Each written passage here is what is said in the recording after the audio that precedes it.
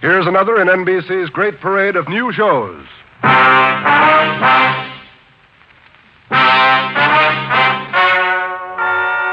and gentlemen, the story you are about to hear is true. Only the names have been changed to protect the innocent. NBC brings you Dragnet.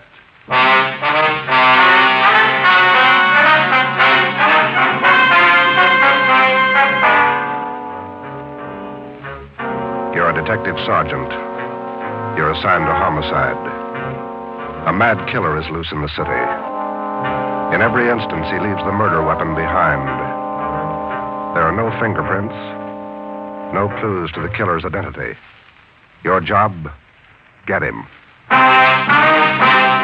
Dragnet, the documented drama of an actual crime, investigated and solved by the men who unrelentingly stand watch on the security of your home, your family, and your life. For the next 30 minutes, in cooperation with the Los Angeles Police Department, you will travel step by step on the side of the law through an actual case from official police files. From beginning to end, from crime to punishment, Dragnet is the story of your police force in action. It was Tuesday, June 3rd. It was warm in Los Angeles. We were working the day watch out of homicide. My partner's Ben Romero.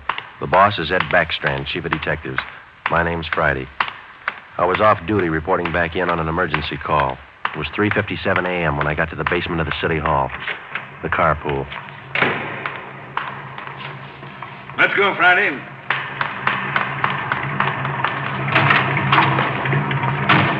Sorry to call you back in. Couldn't be helped. All right, Ben. Okay, Skipper.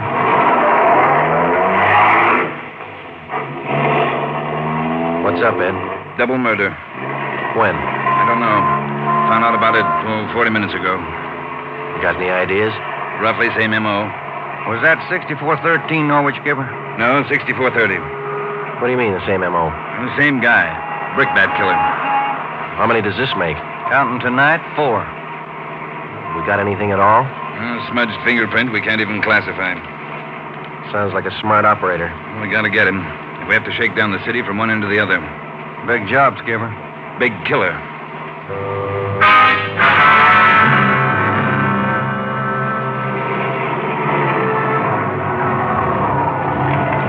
At 4:26 a.m., we pulled up in front of 6430 Norwich Drive, a small group of bungalow apartments facing on an oval-shaped garden court.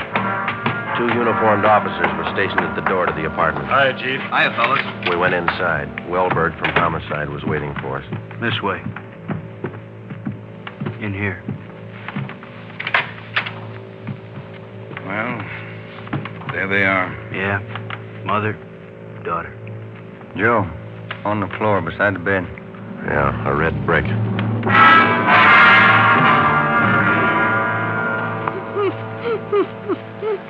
Miss Hafters, we know how you must feel about all this, but would you please try to answer a few more questions for us? Yes. All right. Poor Margaret. Miss Hafters, how long had you known Mrs. Diaz and her daughter? 9 years. This November they moved next door. I remember it so well.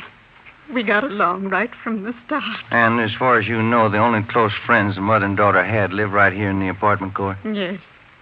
Margaret was a pretty girl, but she was no chaser, no boyfriends. Very close to her mother. The 2 of them very close. Did they keep any amount of valuables in the apartment? Money, jewelry, things like that? Oh, no. Mrs. Diaz and Margaret didn't have much, you know. Very modest income. They both worked. And you can think of no good reason. Oh, no. Oh, poor Margaret, poor Mrs. Diaz, lying in there. Shock. A terrible shock. Wellberg. Yes, Sergeant. Would you show Ms. Hafters back to her apartment? Sure, Sergeant.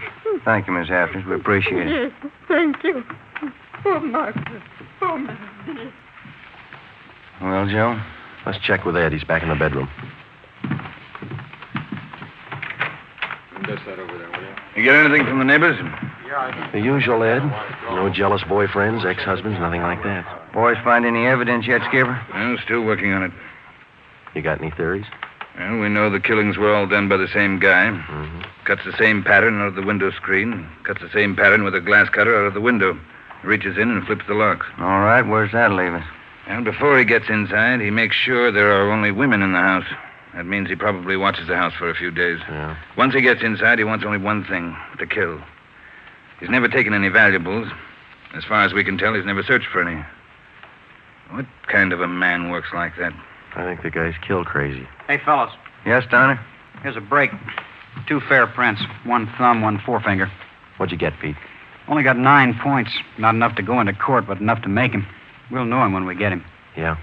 Found the prints on the lens of the old lady's eyeglasses. Probably knocked him off the night table when he went after her. And when he was done, he put him back on the table. Yeah. Had blood on his hand, see? Yeah. That's funny, isn't it? Why would he go to the trouble of picking up the woman's glasses after he killed her? We'll ask him when we find him.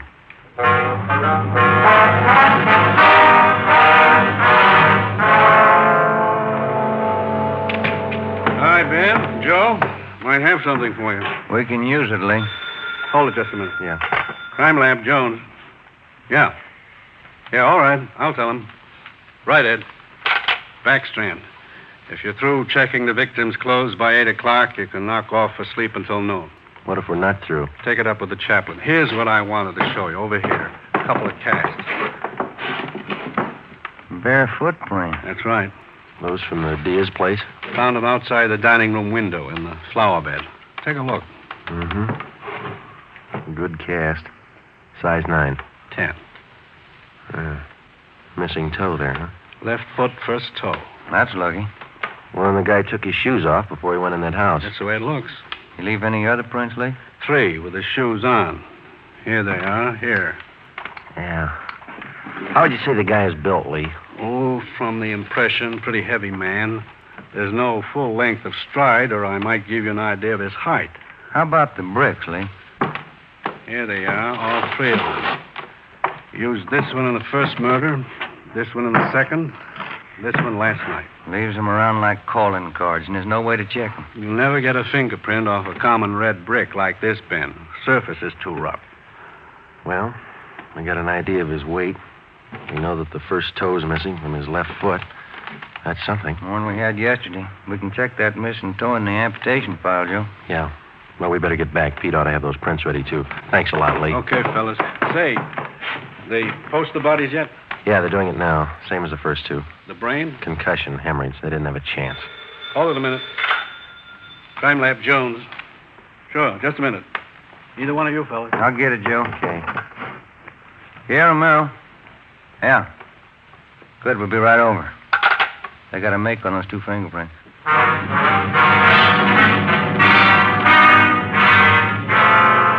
Okay, Joe. Single print file. Made him on the index finger. Let me see, Pete. Take a look, Ben. Yeah. Doesn't look like a killer, does he, Joe? Kind of nice looking. That's right, Pete. They said the same thing about John Dillinger. The name at the top of the make sheet read Carlos Richard Monterey, male, Caucasian, age 19, height 5 feet 11 inches, weight 165 pounds, dark brown hair, dark brown eyes.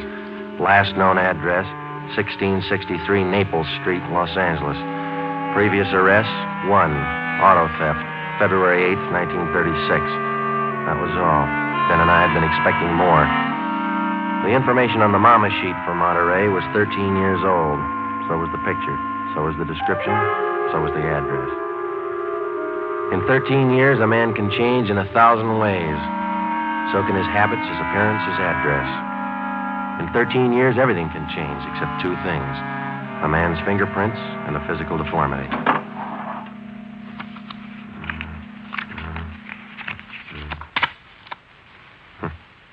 Missing toe on left foot. Carlos Richard Monterey.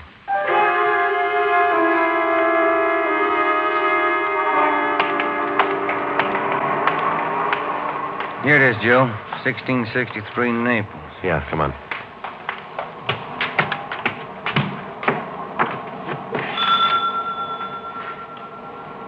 Somebody's coming. Mm-hmm.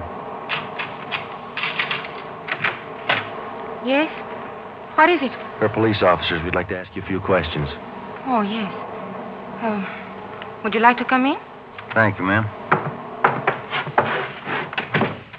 Yes? Would you mind telling us your name? Monterey. Isabel Monterrey. What is it you want? You're married? Yes. My husband is Francisco Monterrey. Would you explain why you are here? We thought you might be able to help us. We're looking for a man named Carlos Monterrey. I don't understand you. We're looking for a man. We'd like to talk to him. Do you know where he is? Yes. Carlos is dead 7 years ago. He's dead, my husband told me. And does your husband know Carlos, or did he know him? He was his brother. What about your husband's parents, Miss Monterrey? Where are they? They're both dead. Some time now. Have you ever met Carlos? No, never. I have only heard of him. What have you heard of him, Miss Monterrey? Do not ask me. This is important, very important. Francisco would not like it if I told you. It's important, Miss Monterrey, believe us. Carlos, he's sick. His mind. For 8 years, Francisco has not seen him, not heard from him.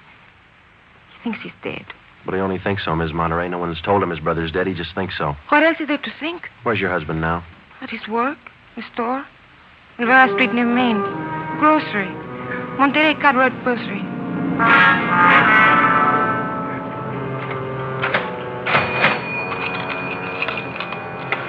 Here's your change. Thank you, Mrs. Myers. Now, look, officers, you know how it is. You don't like to let these things get out. That's why I trust you. You can trust us, Mr. Monterrey. We just want to check on a few things. Oh, fine.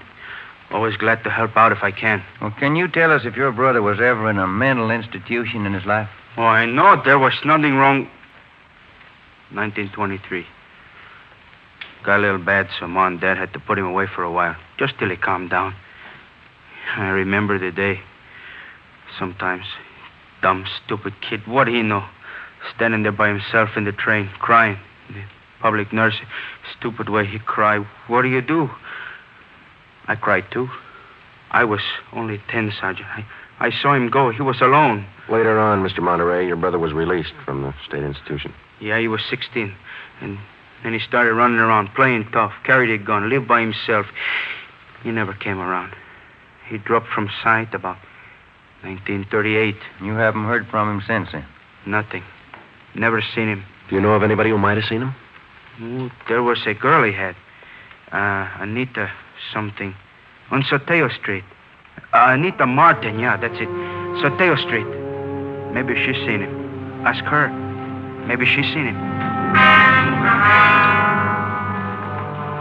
Carlos Monterrey? Not in a year. Last March he was in. When I was working at the Peacock, down on South Main.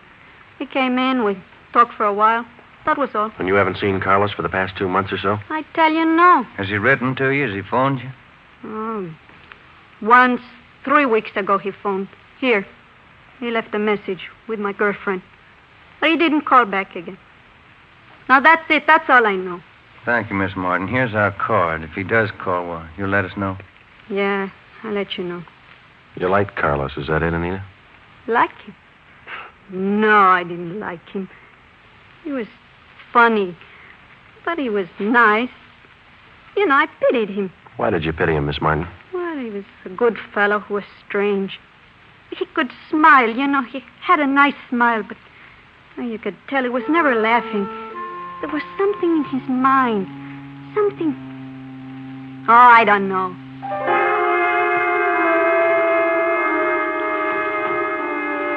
At least a year, closer to 2, I haven't seen Carlos. No letters, not a card, nothing. He was in the East the last time I heard. When was that? A year ago, January, I was in here. He sent me a calendar. Sometimes he could get along fine, very well. Other times, terrible. He couldn't keep him down. How'd he manage to stay out of jail that way, Vicente? I don't know. Sometimes he should have been in jail 5 times over. And you say you don't know of anybody who might have a recent picture of Carlos, a snapshot? No. No one I can think of. Okay, Vincenti, here's our card. If you do think of somebody, let us know, will you? It'll help. Sure, glad to. If I hear of anybody. What kind of a day is it outside? Hot? Hot.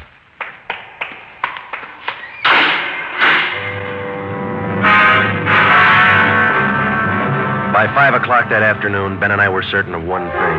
Carlos Monterrey was in the city of Los Angeles, somewhere. We drove back to the office and told Ed Backstrand about our interviews with Monterrey's relatives and his friends. Inquiries and requests for further identification and information on him were immediately relayed to the state mental institutions. The 13-year-old picture of Monterey taken from the files was copied and distributed with a note of caution as to the age of the photograph. An APB was sent out. Stakeouts were placed at the home of Monterey's brother, at the brother's store, and at the apartment of Anita Martin. A special detail of 300 men was ordered to join the Dragnet already in operation. The details at the airport and the bus terminals were alerted, as well as the details at the Union Depot and the main post office. By 6 o'clock that night, almost 1,000 men were actively working at the job of tracking down Carlos Monterey. At 6:30 p.m., Ben and I drew a 4-hour relief period. We drove out to Ben's place, and his wife fixed us some dinner. At 10:30 that night, we reported into the office, picked up Ed Backstrand, and we drove out to join the manhunt. Unit 32R on the corner of South Flower and Loomis, a 390W, KMA 367. Unit 12A, code 1. 66A and 864 Wall Street. See the man about a 507, KMA 367. Unit 42, 5430 East Grand, apartment 10, 311, KMA 367. We cruised with the Dragnet operation until 5 o'clock that morning. Ben and I took turns driving. Actually, the tremendous job of scouring 500 square miles of city for one man was only beginning. Unless there was an unexpected break, the search for Carlos Monterey could wear on for weeks. It did. Night after night, the manhunt went on, and day after day. There was no break. 16 days later, on a Sunday night, I went to bed early. I read a while, and then I turned off the lamp and went to sleep.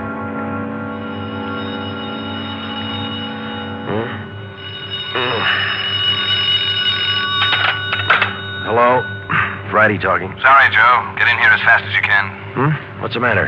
That girl Monterey knew, the one you talked to, Yeah? she left her apartment, went to her girlfriend's. Yeah? She's dead.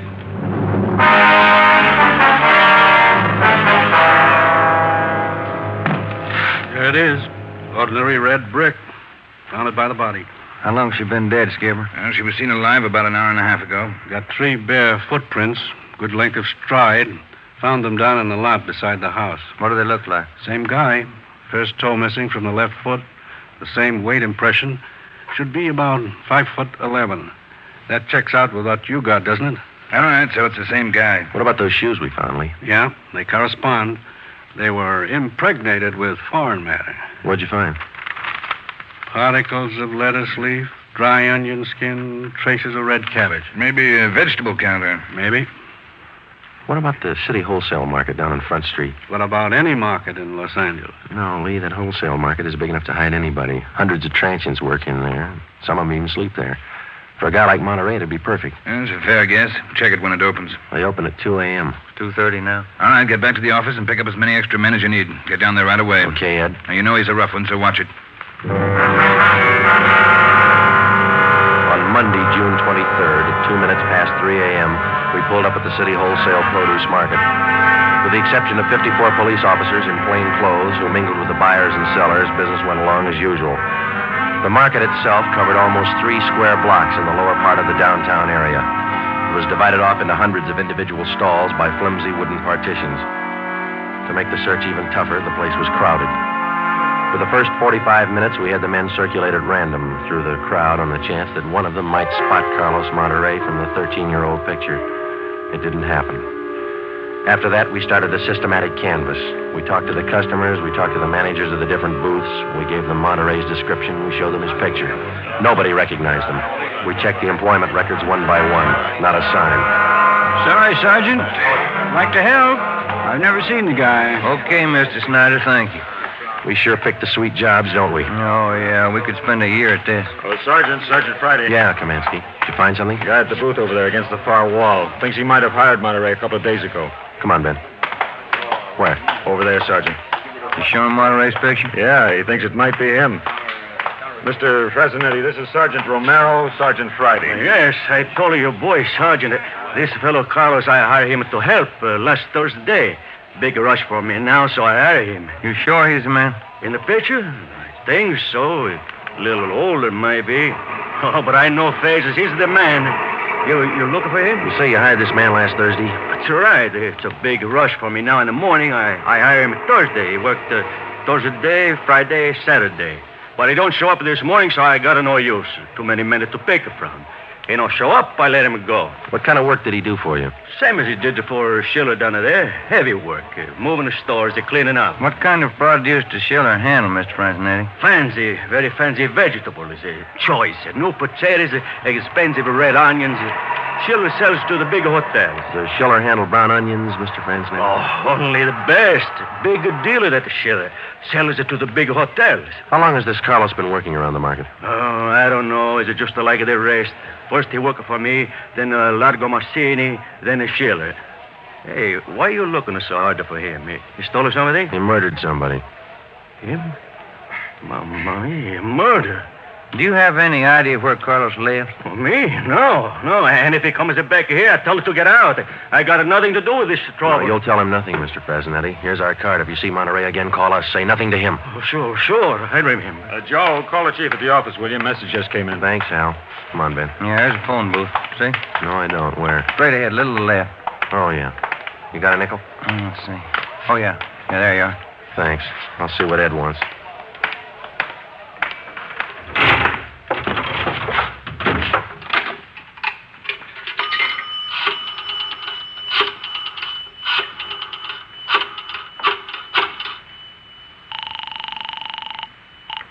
City Hall. 2511. 2511. Chief of Detectives Office, Hannon. Hi, Mike. Ed there? Ed, take it on extension 2, will you? Backstrand talking. Friday, Ed. Move fast on this one, Joe. What's up? Main post office. Carlos Monterey picked up a letter there less than 5 minutes ago.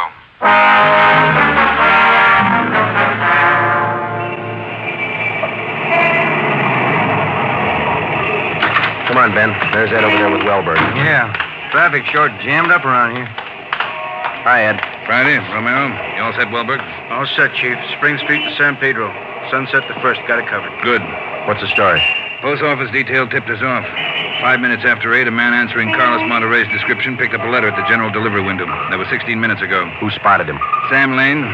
Got a look at him just as he was leaving the window. Called to him to stop, but Monterey ran.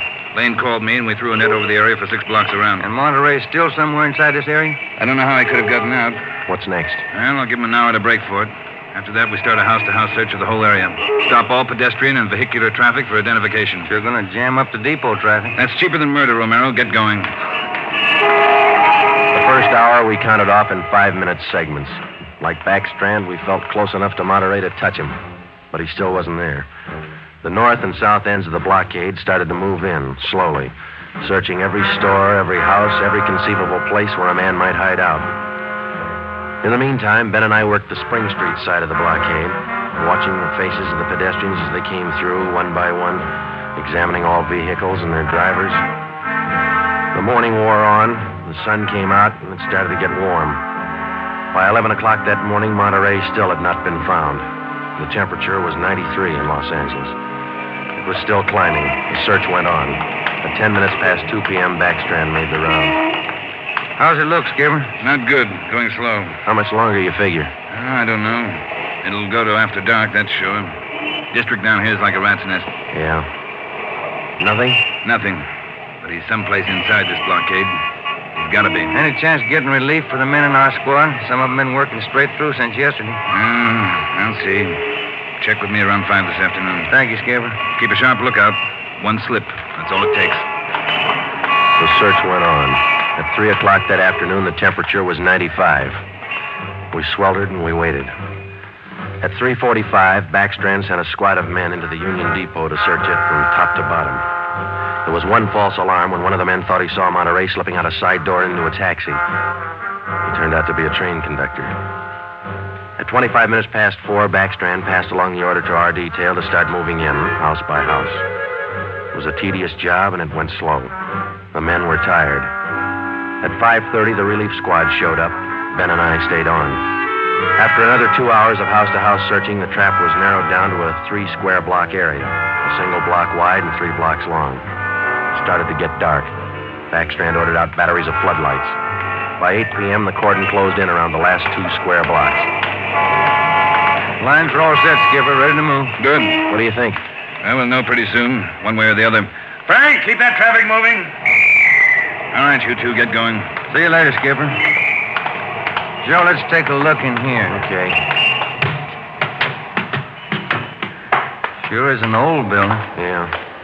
Where'd Kamansky go? Oh, no, he's here a minute ago. Oh, wait, there's his flashlight. It's down at the end of the corridor there. He's signaling. Yeah, come on. Kamansky? Yeah. Down below, Sergeant, in the basement. Come on. Monterey? He's been there, I think. Here, this way. Where? Over here. Now, watch your step. The light's bad. Here he is. Says he's the janitor. Oh, my head. He's been slugged. All right, come on. How'd it happen? Can you tell us? Yeah, a big man hit me. I came down to empty the baskets. He hit me and ran over to the new building. The new building? Is that the one next door? Yeah, just a few minutes ago. Nobody's come out of this building for the past half hour. Every door in the place is guarded. No, not the doors. He went through the tunnel. I saw him. Over there's the tunnel. I'll take a look, Joe. Yeah, the tunnel connects the two basements. Same company, old building, new building. The tunnel connects the basements. Joe, come on. Yeah. Kamansky, get out the back strand. Tell him what's happened. Right, Sergeant. Call an ambulance. Right. All right, Ben. Through the tunnel. Watch where you're going. The light's bad. Yeah, it is. That a door up ahead there? Yeah, I think so. Yeah. Let's go. Good. There's a stairway. Come on.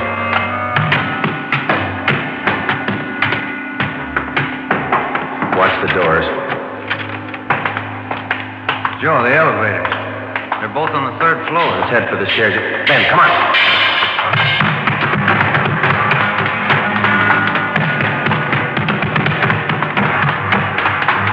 One more floor. Yeah, right. Come on, hurry. Yeah. Look, top of the stairs. There he goes. All right, hold it, you. Stuck in the elevator, Joe. He's going down. Well, we'll never make it on the stairs. Joe, look. This other elevator. The control lever's bent. Let's try it anyway. All right, kick the control lever. Kick it, Ben. That's good. All right, Ben, knock the lever back. Come on, quick. Yep. What's the matter? Joe, it's jammed. We're going past. All right, let's kick it. Here. There, that does it. Can you reach the door control? Wait just a minute. I'll see. Yeah. Okay. Well, he's still in the building. Both elevators are here now. Yeah. Down the hall, Ben. The office on the left, I think. Yeah. Okay, here we are. All right, keep clear of the door. All right, Monterey, put on that gun and come on out. I'll kill you! I'll kill all of you! All of you! Okay, Joe, let's take him. Watch it, Ben. He's throwing everything he can get his hands on. I'll kill you! Come on! Come on! I'll kill you! Get away! Come on, you!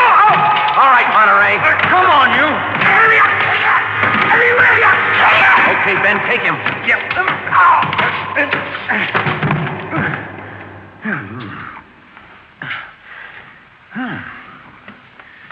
Nice looking guy.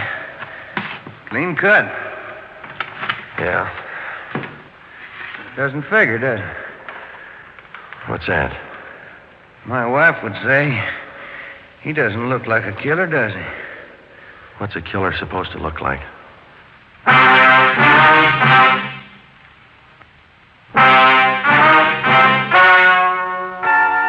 story you have just heard is true. Only the names were changed to protect the innocent. Carlos Monterey was examined by 5 different psychiatrists appointed by the Superior Court and was found to be sane. He was tried and convicted of murder in the first degree. He was executed in the lethal gas chamber at the state penitentiary.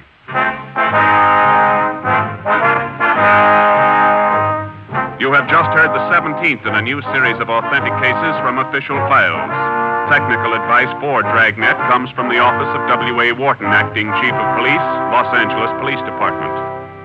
Tonight's program is dedicated to motorcycle patrolman John Kramer of the El Paso, Texas Sheriff's Department, who on the afternoon of April 26, 1940, gave his life so that yours might be more secure.